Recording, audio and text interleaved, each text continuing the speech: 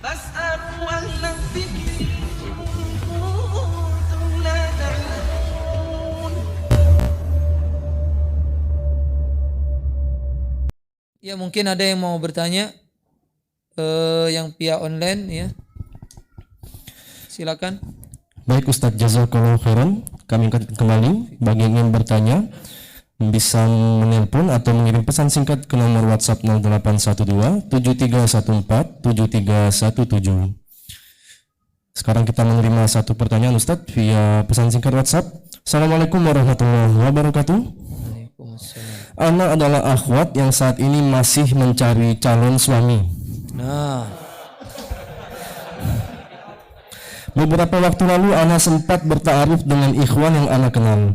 Namun belum sempat bertanya banyak, ia mundur dari proses. Usut punya usut, Ana dapat kabar dari perantara kami. Ia mendapat kabar dari temannya yang pernah proses dengan Ana, mengatakan keburukan dan kekurangan Ana. Apakah hal ini diperbolehkan dalam proses ta'aruf berlangsung? Apakah ini juga termasuk adu domba? Jazakallahu khairan. Masya Allah. Susah jawabnya ini. Ya. Seorang muslimah ya, hendaklah dia berusaha menjaga saudara-saudarinya dari yang namanya mengumbar aib. Karena muslim, kata Nabi sallallahu alaihi wasallam, al-muslim man salima al-muslim min lisanihi wa yadihi. Muslim itu adalah yang muslim lain atau muslimah lain selamat dari lisan dia, selamat dari tangan dia. Ya, seperti itu. Jangan sampai ya orang-orang udah jelas-jelas udah sebentar lagi gara-gara ente akhirnya apa enggak jadi. Ya, seperti itu. Gara-gara ada orang yang mengadu ini. Oh, dia tuh ini. Ya. Kalau kita sebelum taraf kepada apa namanya tadi? Ta'aruf, ya kita tuh mencari-cari dulu. Ya, mencari-cari dulu. So, kalau sudah perkenalan, apalagi sudah orang tua sudah ketemu, tiba-tiba ada yang masuk di situ. Ya mungkin dia galak atau cak mana, ya kan? Sehingga ya dia membuat kerisuan di situ sehingga enggak jadi. Maka ini jelas ini mengadu, ini juga menggibah. Ya, ini menggibah. Seperti itu. Dan seorang enggak boleh seperti itu. Dia bisa mencari sendiri. Bukannya ente ngabarin seperti itu. Paham maksudnya? Dia bisa mencari sendiri dengan gimana ini? Apa si fulana ini? Bukan ente datang ditanya ida apa ida, hati-hati budak itu. Yang kau sedang ta'aruf tuh ngeri. Nah, kalau sudah lima itu lanang mano nak maju. Bisa jadi ngeri itu dulu. Setelah mendengar pengajian dia ingin berubah, bahkan ingin dididik oleh laki-laki yang dia ingin apa namanya mengarungi samudra ini dengan bahtera dia, tidak tahu bahtera kecil bahtera besar. Ya, bisa jadi dia pacak ngayungnya. Ya, sampai ke ujung sana. Nah, jangan di ini apa namanya? Dirusak. Ya, orang yang melakukan itu dia harus ya bertaubat, minta maaf. Yang diadu atau dijelekkan ya memaafkan, berarti belum jodoh. Asa an takrahu syai'an fahuwa khairul lakum, kata Allah. Bisa jadi engkau tak suka itu diperbuat orang, bisa jadi itu baik, kata Allah. Bisa jadi engkau suka sama dia, itu juga bisa jadi buruk buat engkau. Udah terima aja. Makanya segala sesuatu itu yang terjadi diajarkan oleh Nabi, qadarullah wa ma syaa fa'ala. Ya, inilah makna sabar, makna apa namanya? Memaafkan. Yang Allah katakan tentang sifat penghuni surga, wal afina 'anin nas. Suka memaafkan manusia. Sudah lagi. Mudah-mudahan sudahlah ukhti, mudah-mudahan KG datang yang lebih baik. Segala yang terjadi ada hikmahnya walaupun tak kelihatan, walaupun tak nampak, pasti ada hikmahnya. Tidak mungkin yang Allah tetapkan itu enggak ada hikmahnya, enggak mungkin. Tapi enggak perlu kita cari. Ya, seperti itu. Makanya sudah kita bilang qadarullah ma syaa fa'ala. Segala sesuatu jika kita ingat hati ini tidak kuat. dia akan sedih, benar enggak? Makanya Allah kasih kita sifat lupa. Kalau kita nggak dikasih Allah sifat lupa, apa yang terjadi?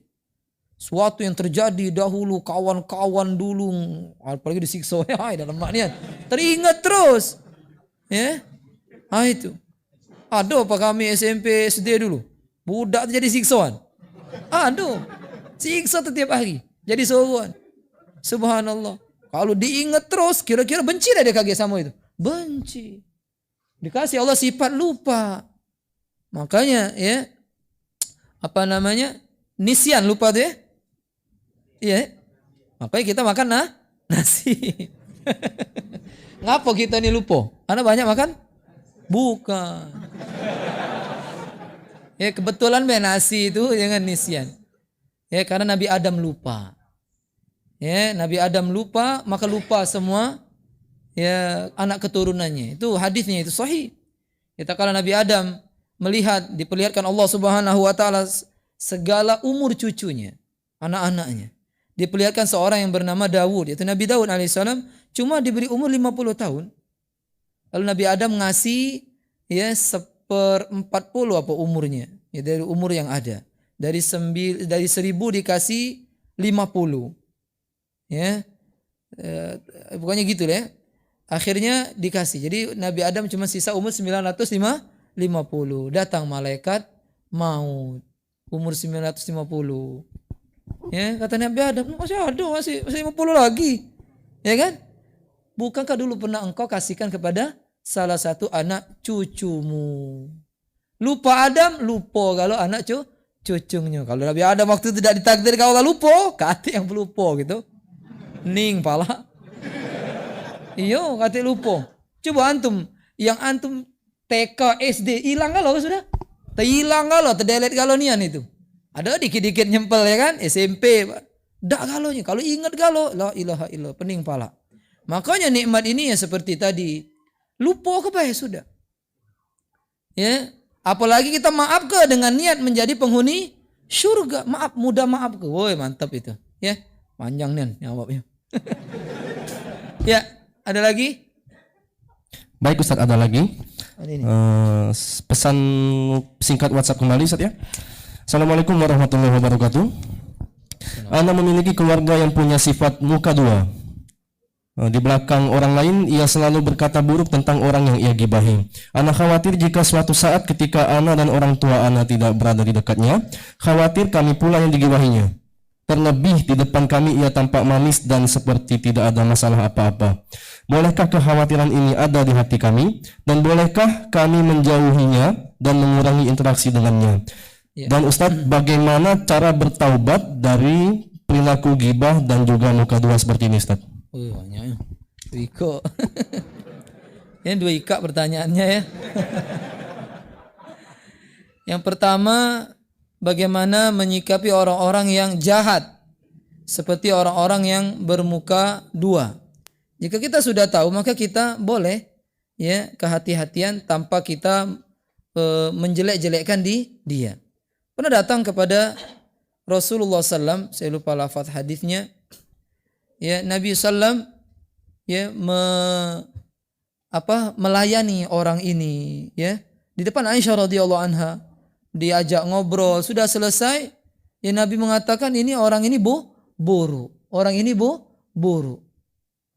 Ya, orang ini buruk. Orangnya tahu, berarti Nabi supaya Aisyah juga selamat dari dirinya.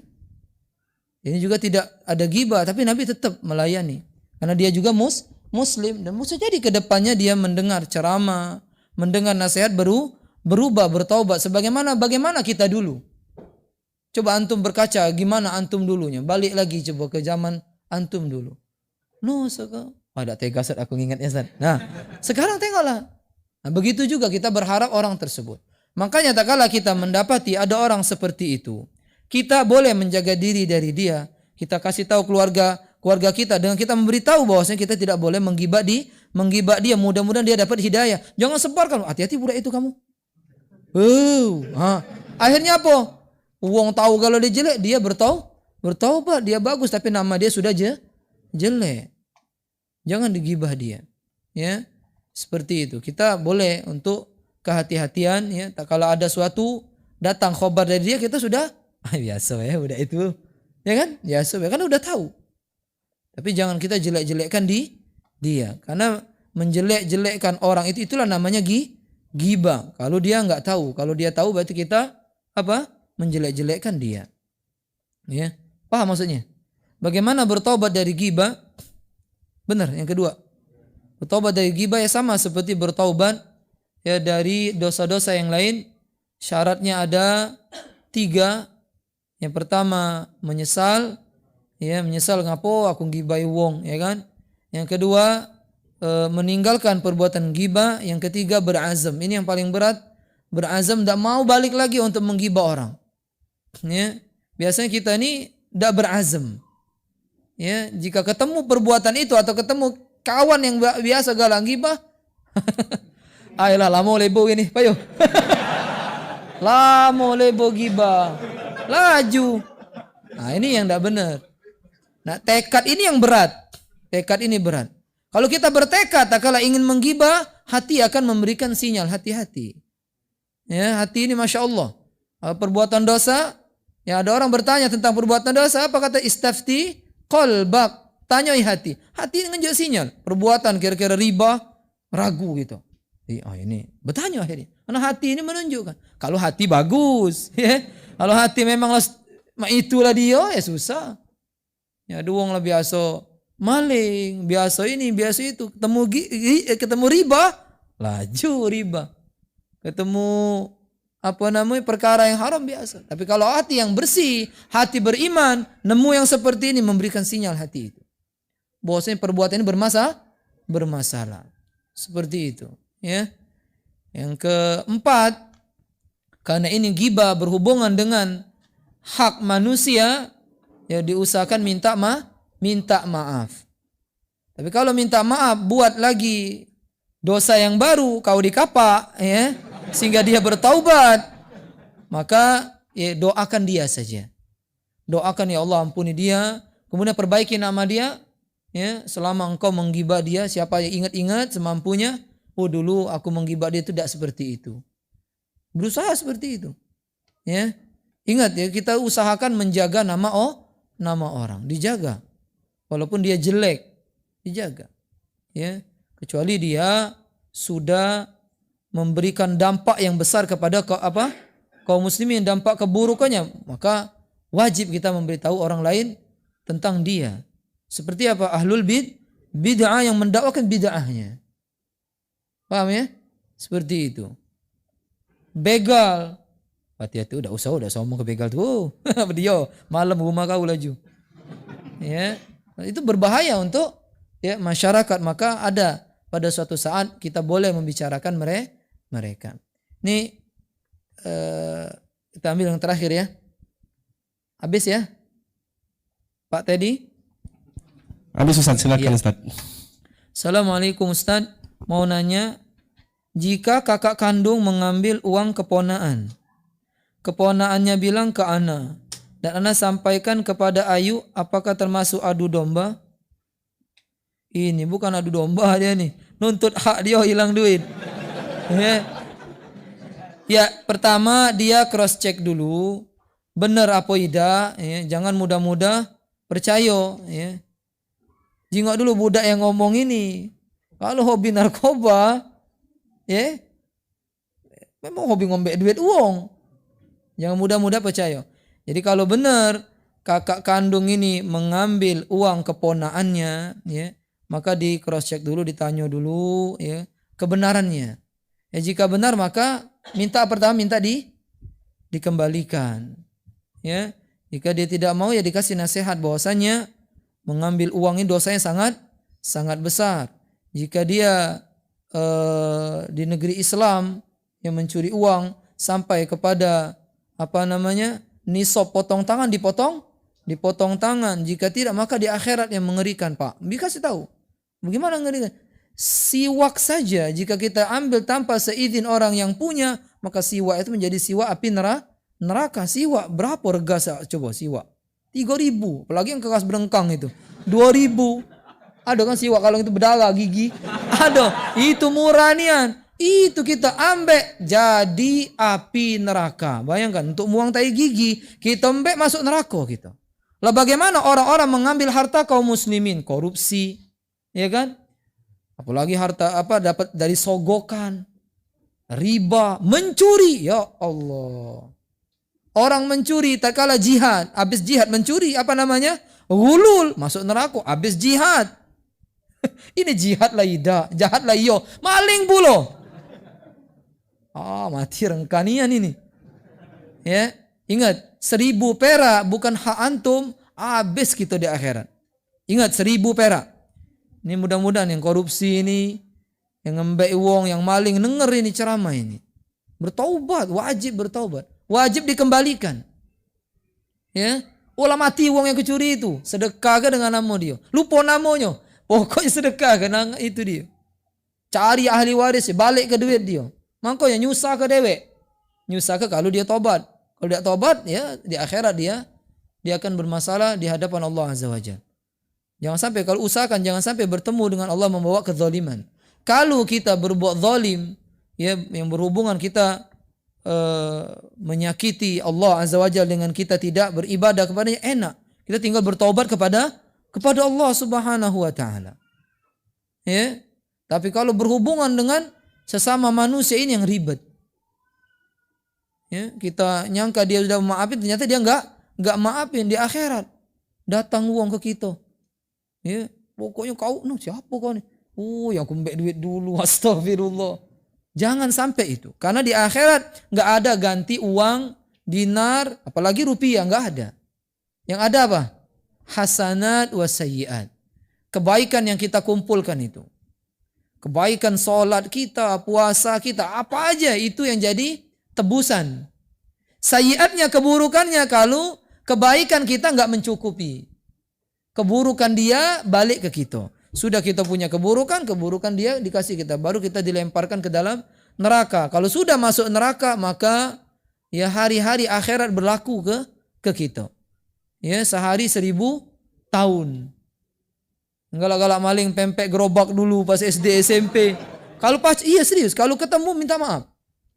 Beli sih kok, tangan leket 3. Iya. Nah, ini kita harus ini.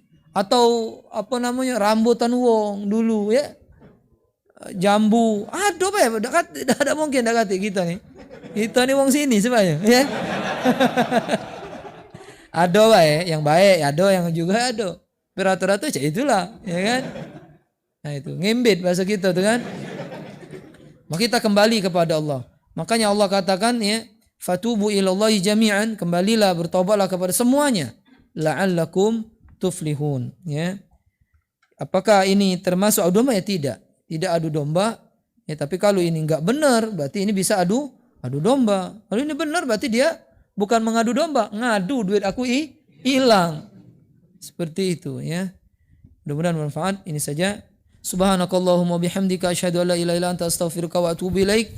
Assalamualaikum warahmatullahi wabarakatuh.